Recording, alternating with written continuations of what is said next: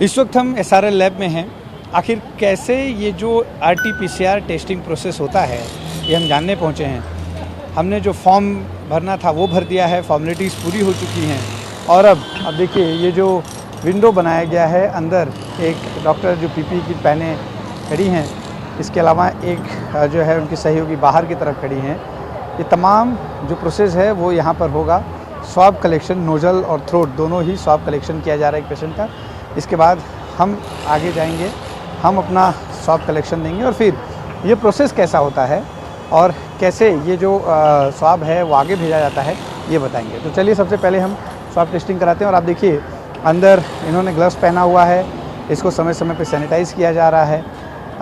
यहाँ पर बाहर खड़ी जो डॉक्टर हैं वो स्वाब कलेक्शन के बाद उसे पूरी तरह से पैकिंग कर रही हैं।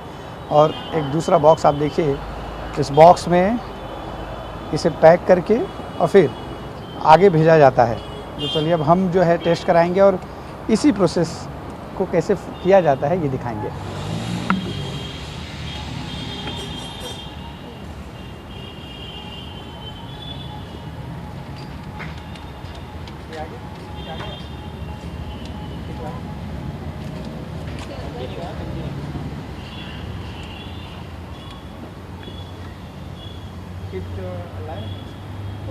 टेस्ट करते हो, शॉर्ट्स लेना है। वो हो गया ना, लिया ना? नहीं, मेरा अच्छा, आपका भी करना है। एक चीज़ का शॉर्ट।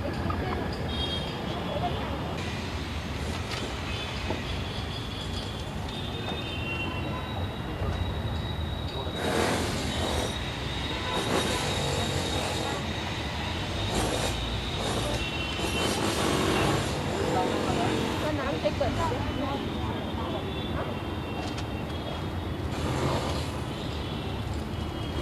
तो इसमें भी आपका नाम चेक कर दीजिए। आगे आइए, मास्क नीचे करो। कम बाहर निकलो, जोर से आ करो, जोर से आ करो।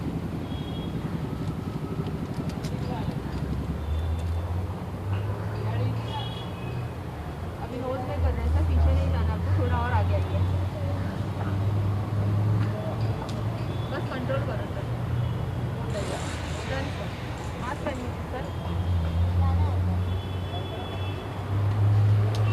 चलिए, हाँ, जो मेरा स्वाब टेस्ट था वो हो चुका है। थ्रोट से स्वाब कलेक्ट किया गया है, नोजल स्वाब कलेक्ट किया गया है और अब आप देखिए इसे पैक किया जा रहा है। जितने भी पेशेंट्स यहाँ आते हैं, जिनकी भी टेस्टिंग होती है, यही प्रोसेस फॉलो किया जाता है और फिर ये जो बॉक्स है इसे लैब में भेजा जाता है, जहाँ पर अलग अलग जो साइंटिफिक प्रोसेस है वो फॉलो करते हुए रिपोर्ट आती है। अब हम आपको उस लैब में लेके चलेंगे जहाँ पर इन तमाम प्रोसेस को किया जाता है।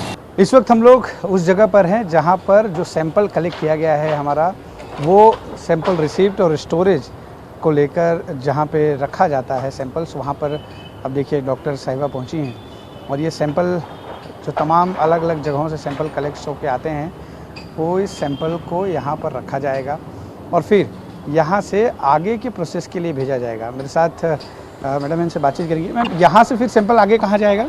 यहाँ से सैंपल लैब एरिया में जाता है, PRS लैब में, वहाँ पे डायरेक्ट प्रोसेसिंग होता है। जहाँ पूरे मुंबई का सैंपल यहीं कलेक्ट होकर आता है? पूरा मुंबई से सैंपल यहाँ पे आ रहा है। इसके बाद फिर प्रोसेस के लिए आगे बढ़ाया प्रोसेस में आ गया लैब में, यहाँ से सब एक्सेशनिंग होके सारे लैब में सबमिट होते हैं सैंपल्स। स्वाब कलेक्शन के बाद जिस तरह से स्टोर किया जाता है, इसके बाद कैसे इस स्वाब पर प्रोसेसिंग होकर ये पता लगाया जाता है कि कोरोना संक्रमित कोई व्यक्ति है या नहीं।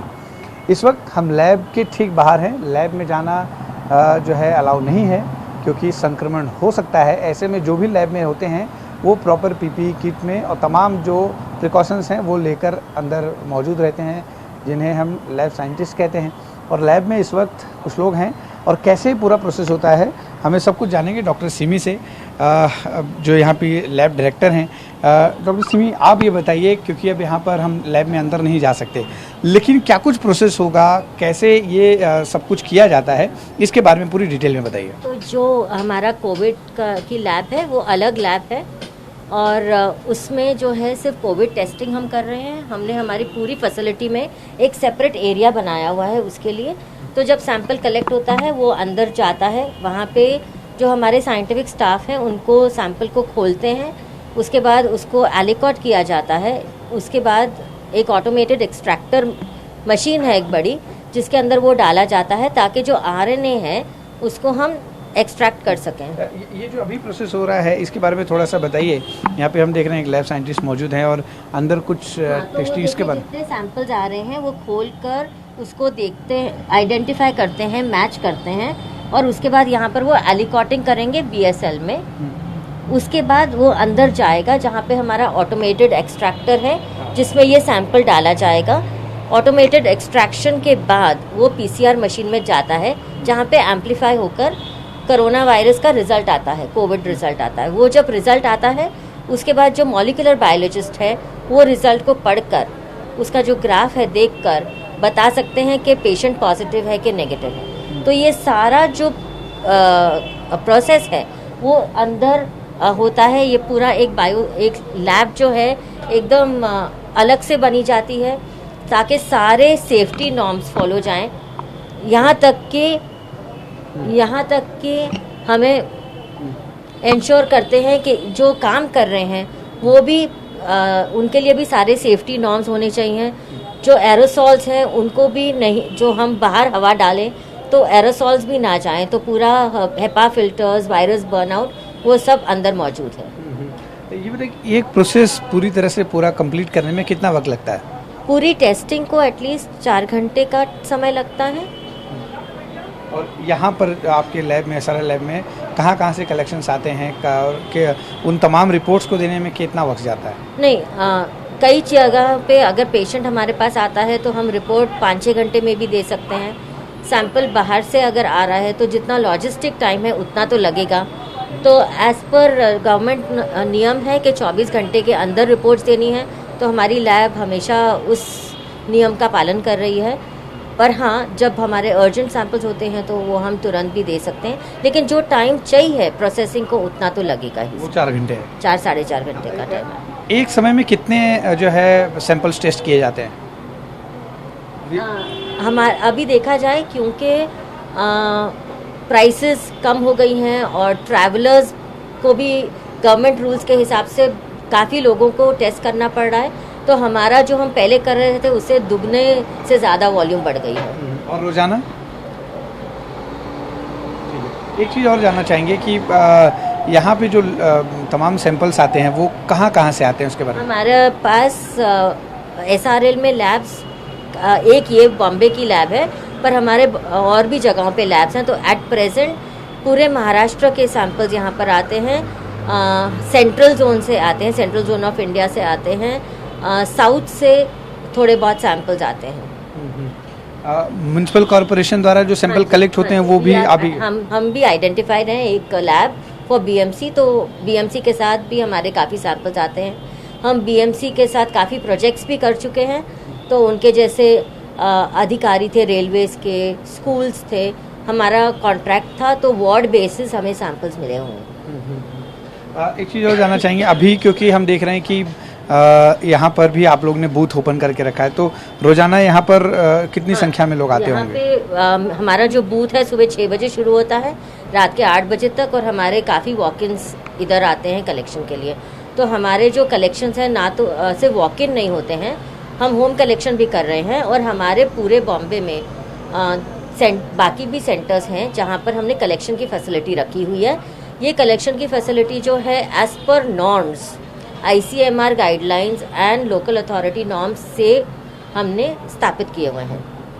तो जैसे जो कियोस्क हैं, जैसे हमारी अंधेरी लैब है, थाने लैब है, हमने ऐसे कियोस्क रखे हुए हैं जहाँ पे कलेक्शन होकर सैंपल्स यहाँ आते हैं। पहले की तुलना में अगर हम बात करें, आज से 4-5 महीने पहले जिस तरह से टेस्टिंग हो रही थी, उसकी तुलना में क्या नंबर्स बढ़े हैं? हाँ। या फिर लोगों में जो है टेस्टिंग कम?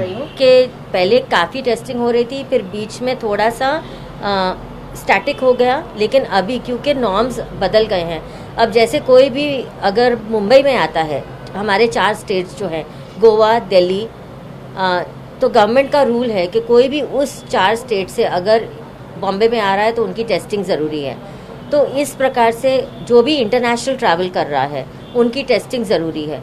तो ये सब नॉर्म्स, क्योंकि काफ़ी चीज़ें खुल गई हैं, पहले ट्रैवलिंग नहीं हुआ करती थी, अब पिछले 1-1.5 महीने से जब ट्रैवलिंग खुल गई है तो जो एयर एविएशन नॉर्म्स है उसमें भी पेशेंट्स को नेगेटिव रिपोर्ट अगर हो तो ही फ्लाइट लिया जाता है, तो इस हिसाब से सैंपल वॉल्यूम बढ़ गया है।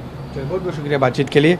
डॉक्टर सिमी हैं जिनके मुताबिक अब इस लैब में रोज़ाना जो पहले टेस्टिंग होती थी अब उससे टेस्टिंग ज़्यादा होने लगी है। वजह जो सबसे महत्वपूर्ण है वो ये कि जो यहाँ से कहीं और ट्रैवल करके जाना चाहते हैं उनके लिए जो है रिपोर्ट बहुत मायने रखती है, उन्हें रिपोर्ट लेके जानी होती है। इसके अलावा जो 4 राज्यों के लिए, जिसमें महाराष्ट्र सरकार ने जिन 4 राज्यों को नोटिफाई किया है कि वहाँ से आने वाले लोगों का टेस्ट जो है कंपलसरी होगा अगर वो अपनी खुद की टेस्ट रिपोर्ट लेकर नहीं आते हैं, तो ऐसे में टेस्ट की संख्या बढ़ी है। और चूँकि प्राइस भी घटा है टेस्टिंग का, जो पहले 4,500 हुआ करता था अब करीब 1,400 तक आ गया है अगर आप डायरेक्ट लैब में जाके टेस्ट कराते हैं, तो इसके वजह से भी लोग जागरूक हुए हैं और सीधे तौर पर लैब में आके टेस्टिंग करा रहे हैं। तमाम प्रिकॉशन बरते जा रहे हैं। आमतौर पे 4.5 से 5 घंटे का वक्त लगता है एक पूरी टेस्टिंग जो साइकिल है कंप्लीट करने के लिए, रिपोर्ट पॉजिटिव है या नेगेटिव है ये जानने के लिए। और जो सरकार की तरफ से टाइमलाइन दी गई है वो करीब 24 घंटे में इन्हें रिपोर्ट देनी होती है। ऐसे में SRL लैब द्वारा तमाम प्रिकॉशन और तमाम गाइडलाइंस को फॉलो करते हुए सही समय पर लोगों को रिपोर्ट दी जा रही है। रिपोर्ट सही समय पर निकालना कोरोना संक्रमण को मात देना जो है इसके लिए बहुत इंपॉर्टेंट माना जाता है। कैमरा पर्सन जतिन बांद्रे के साथ अश्विन पांडे, TV9 भारतवर्ष, मुंबई। परवाह देश की, सोमवार से शुक्रवार रात 10 बजे TV9 भारतवर्ष पर।